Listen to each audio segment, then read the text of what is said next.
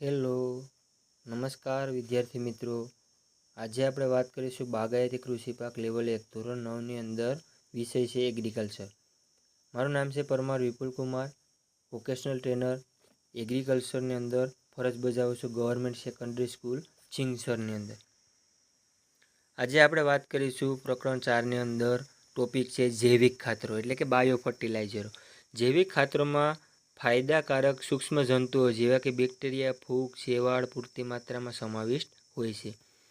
હવે જૈવિક ખાતરોની અંદર આપણે ફાયદાકારક જે જંતુઓ સૂક્ષ્મ જંતુઓ છે તો એની અંદર બેક્ટેરિયા છે, ફૂગ, શેવાળ અને વાયરસ જેવા સમાવિષ્ટ માત્રાની અંદર જોવા મળે છે, જે છોડની વૃદ્ધિ અને પોષણમાં મદદ કરે છે।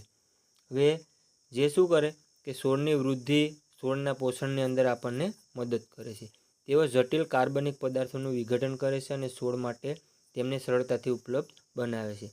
હવે જમીનની અંદર રહેલા જે કાર્બનિક એટલે કે જટિલ જે કાર્બનિક પદાર્થો છે તેનું વિઘટન કરી અને છોડને સરળતાથી ઉપલબ્ધતા બનાવે છે।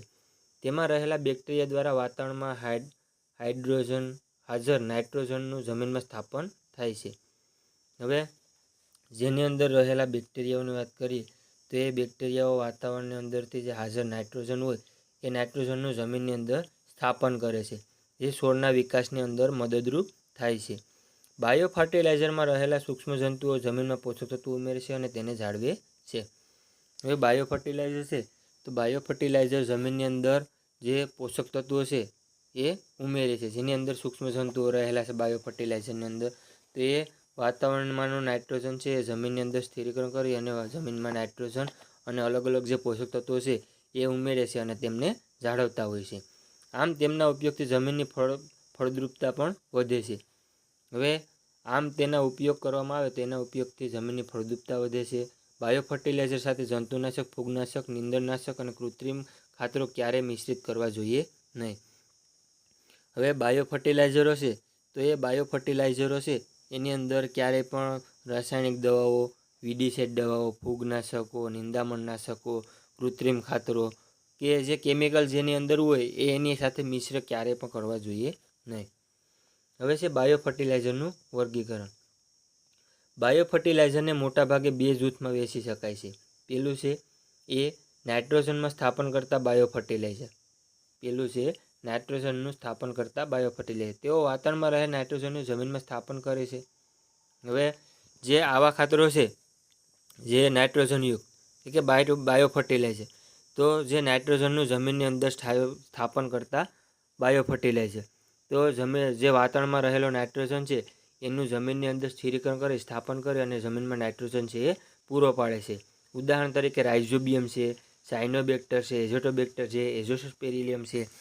જે આવા બાયો ફર્ટિલાઇઝર છે તો એની અંદર જે પણ રહેલા બેક્ટેરિયાઓ છે એ વાતાવરણમાંનું નાઇટ્રોજન છે એ જમીનની અંદર સ્થાપન કરે છે। બી છે ફોસ્ફેટ દ્રાવ્ય બનાવતા બાયો ફર્ટિલાઇઝર, તો જમીનની અંદર જે ફોસ્ફેટ દ્રાવ્ય બનાવે અને જમીનની અંદર ફોસ્ફરસ છે એ પૂરો પાડતા હોય છે। તેઓ જમીનમાં રહેલા ફોસ્ફેટને છોડ માટે દ્રાવ્ય બનાવે છે। હવે એનું કાર્ય શું છે કે જમીનમાં રહેલો જે ફોસ્ફેટ છે એ ફોસ્ફેટનું જે દ્રાવ્ય બનાવે છે। ઉદાહરણ તરીકે બેસિલિયસ છે, સ્યુડોમોનાસ છે જેવા બેક્ટેરિયા તેમજ પેનિસિલિયમ અને એસ્પેરિલિયસ જેવી ફૂગ, જે આવા સ્યુડોમોનાસ અને બેસિલિયસ જેવા બેક્ટેરિયા અને પેસિલિયમ અને એસ્પેરિલિયસ જેવી ફૂગ છે એ વાતાવરણમાંથી જમીનમાં છે એ ફોસ્ફરસ છે એ બનાવી આપે છે। હવે એની અંદર પહેલું છે એઝોસ્પેરિલિયમ, તો નાઇટ્રોજનનું સ્થાપન ઉપરાંત આ બેક્ટેરિયા છોડમાં ખનિજ અને પાણીનું શોષણ પણ વધારે છે, જેનાથી છોડના મૂળ અને વનસ્પતિ ભાગોનો વિકાસ ઝડપી બને છે। હવે નાઇટ્રોજન જે છે એનું સ્થાપન ઉપરાંત બેક્ટેરિયા છે છોડની અંદર ખનિજ અને પાણીનું શોષણ પણ વધારે છે, જેનાથી છોડના મૂળ અને વનસ્પતિના ભાગોનો ઝડપથી વિકાસ બને છે। એઝોસ્પેરિલિયમ જમીનમાં નાઇટ્રોજનનું પ્રમાણ 25 થી 30 કિલોગ્રામ પ્રતિ હેક્ટર સુધી સુધારી શકે છે। હવે એઝોસ્પેરિલિયમ છે એ જમીનની અંદર નાઇટ્રોજનનું પ્રમાણ છે 25 થી 30 કિલોગ્રામ પ્રતિ હેક્ટર છે એ સુધી સુધારી શકે છે, જેનાથી પાકની ઉપજમાં 15 થી 30% વધારો થાય છે। હવે એઝોસ્પેરિલિયમ છે એ પાકની ઉપજની અંદર 15 થી 30% છે એ વધારો કરી આપે છે। ડુંગળીના પાક માટે આની ભલામણ કરવામાં આવે છે। હવે એઝોસ્પેરિલિયમ જે ખાતર છે એ ખાસ કરીને આપણે શાકભાજી પાકોની અંદર વાત કરીએ તો ડુંગળીની અંદર વધારે છે એ કરવામાં આવતું હોય છે. એઝોટોબેક્ટર છે તે જમીનમાં સ્વતંત્ર જીવન ગાળતા બેક્ટેરિયા છે.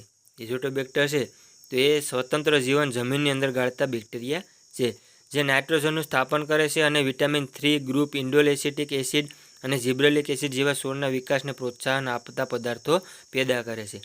હવે એઝોટોબેક્ટર છે એ જમીનની અંદર નાઇટ્રોજનનું તો સ્થાપન કરે જ છે, પણ એની સાથે સાથે વિટામિન 3 એટલે કે ગ્રુપ ઇન્ડોલ, IAA, IBA અને જીબ્રેલિક એસિડ જેવા હોર્મોનને પણ જે છોડના વિકાસ માટે પૂરા પાડે છે અને એને પેદા પણ કરી આપે છે. એઝોટોબેક્ટર વાતાવરણમાંના નાઇટ્રોજનનું 20 થી 30 કિલોગ્રામ પ્રતિ હેક્ટર સુધી સ્થાપન કરે છે. હવે એઝોટોબેક્ટર છે એ વાતાવરણમાંથી નાઇટ્રોજનનું 1 હેક્ટરે 20 થી 30 કિલોગ્રામ સુધીનું સ્થાપન છે એ કરી આપે છે. આ બાયોફર્ટિલાઇઝર વિવિધ વનસ્પતિ પાકો જેવા કે બટાકા, ડુંગળી, રીંગણ, ટામેટાં, મરચાં, કોબી અને ભીંડા માટે ભલામણ કરવામાં આવે છે. હવે એઝોટોબેક્ટર છે તે ખાસ કરીને શાકભાજી પાકો બટાકા, ડુંગળી, રીંગણ વગેરે જેવા શાકભાજી પાકો છે એના માટે ભલામણ છે કરવામાં આવે છે.